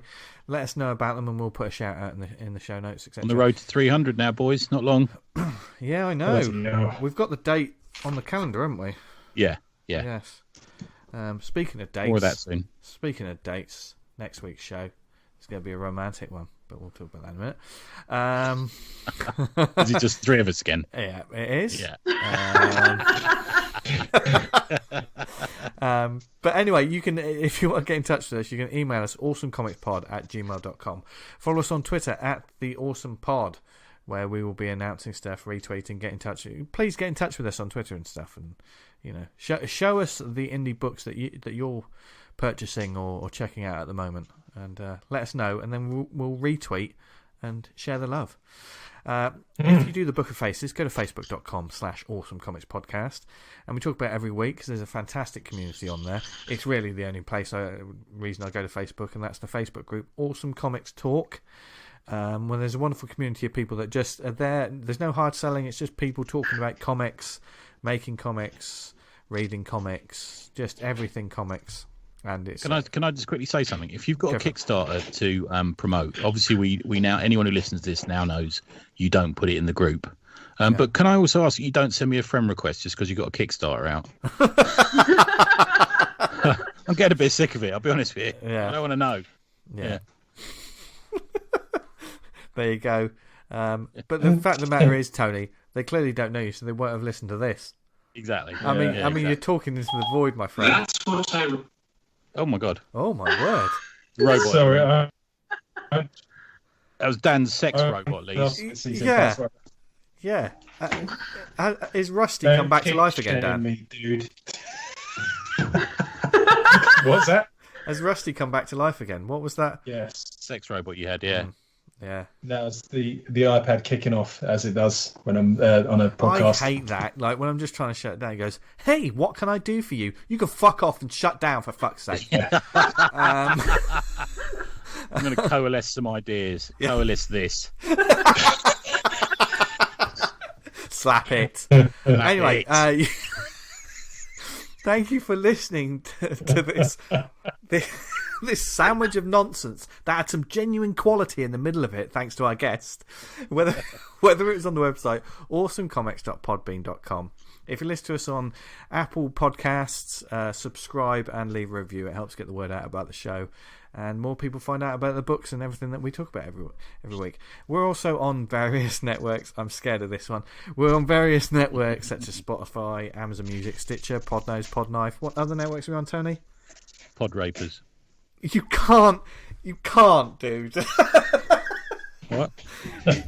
You mumbled that, and I'm not going to get you to say it again. No. Car rapers. Oh, God. This is off the rails. I can't control it, so it's time to... It wasn't me who started that one. No, I know, but that's the sort of quality content you get at the drinking drawers. I've got a feeling Gabby mentioned it, didn't she? But a documentary about people who love cars, but love them in that way. What? Yeah. Gabby Scanlon. Is that? Well, are we going to name? No, don't name her. No. Okay, right. Okay. I'll edit Gabby's this. Great. Gabby's great. I'm sorry, Gabby. I'm not editing this. It's too much work. Throw me under the bus. Yeah, but she will be on a show. Thank you very much for listening, folks. It's been a fun one, and stick with us for more fun over the next couple of weeks. It's Valentine's Day when we record next time. What do you do, Dan? Do you go into like 3 shops and buy 3 cards, or do you just go into one shop and buy 3 at once? Usually I do it online. It's easier. Good idea. Yeah, good idea. Yeah. Do you think we're getting also a card? Also, you can copy and paste the heartfelt message every time. Copy and paste the heartfelt message. He has to have one of those accounts where you can send multiple emails out at once because there's so many. Oh, God. You feel sorry for the old postman. See him staggering up the road. Yeah. That's why it's great to have that BCC option on your email, isn't it? If you're sending out loads of. Yeah. God. Yeah. So next week we're going to. It'd be nice to talk about romance comics. So yes. Let us about know the about romance. some. Yeah, I know. We've had a couple of recommendations, so I'm going to be reading some. But, because I know fuck all about romance comics. Yeah. We've been wanting to talk about it for a while, but it'd be Oh, sounds awful. Oh, Tony, get the Kenny G ready, baby. Softie. Get the Kenny G ready, baby, because I tell you what, next week's going to be a Tony Curtis film. Not Tony Curtis. Yeah. Is it Tony Curtis? No. Yeah, he does. Who's the director? Tony Curtis is it. Richard Curtis. Richard Curtis. Richard Tony Curtis. Curtis would be a completely different. Yeah. Let's dress up as women and play in a jazz band. Oh my God! Some do like it hot, and it's going to be hot next week. Yeah, baby. So stay tuned. This is the coffee's probably kicking in. Thank you for listening, and thank you, Lise, for sticking with us this week. Good one. That's a good one. You're an absolute star. Where can people find us online, etc., Tony? NeverIronAnything.com, the hub for all my nonsense. There you go, of which there's plenty. And it's all awesome. Dan, where can they find you? You can find me on Twitter at Vanguard Comic, and you can read Vanguard at VanguardComic.com. Oh. And your Patreon, Vanguard. Get on the Patreon. I'm on it. Yes. Yeah. Tony's on it like a club on it. Go check out at Patreon, at Vanguard Comic on Patreon. Yes. And you can follow me on Twitter and Instagram at Jester Diablo, and our wonderful guest, Lise Richardson. Where can they find you on the socials, or your Patreon, or your work, etc.? Yeah, I'm Lise Richardson on Twitter, and Lise Richardson on Patreon, and Lise Richardson Art on Instagram. Nice. Go forth, check it all out, and you won't regret it. So, wherever you are, read loads of comics. Stay safe, stay healthy. We all love you. So just keep doing what you're doing. I feel like I just want to share the love every week. I always like to leave on a high. Don't make it dirty. But we do love. That's next week. We do love you. Oh God. I perhaps I should get in touch with Jen Yilblad. Let's really. Oh my God. Let's do it. Wheels. The brakes are off there. Yeah. Christ. Let's go for it. Thank you for listening. Go forth. More a parrot again. Go forth. Read loads of comics, and wherever you are, we love you. From Dan, Tony, Lise, and myself. Have a great week, and as always, what should they do? Stay awesome. Stay awesome. Stay awesome. Lise, you're my hero. I feel like I should join in. You did. You did the right thing. Yeah, you did the right thing. It was such a lovely moment. It was. Yeah. What better way to sign off? Bye, everyone. Bye. See ya.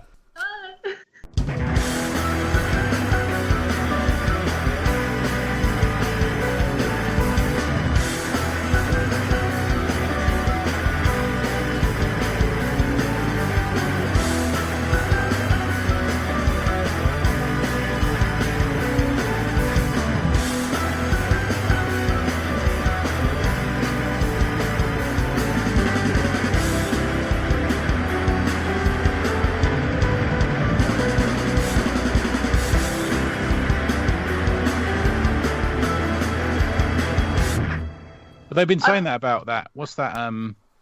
That audio thing that that Comic Smell put their podcast out. What's that? SoundCloud. Yeah, they've been saying that's meant to be ending for ages as well, haven't they? That's been years though. That's been years they've been saying that about SoundCloud. Yeah, isn't it? Yeah. Oh well, SoundCloud. That's like the name of a fart. Oh dear, sorry, I had to get that joke. I had to get that joke out there. Tarbuck timing. Before we started the actual Jimmy show. Tarbuck has not left the building. Lise knows this is highbrow stuff that we talk about every week. So.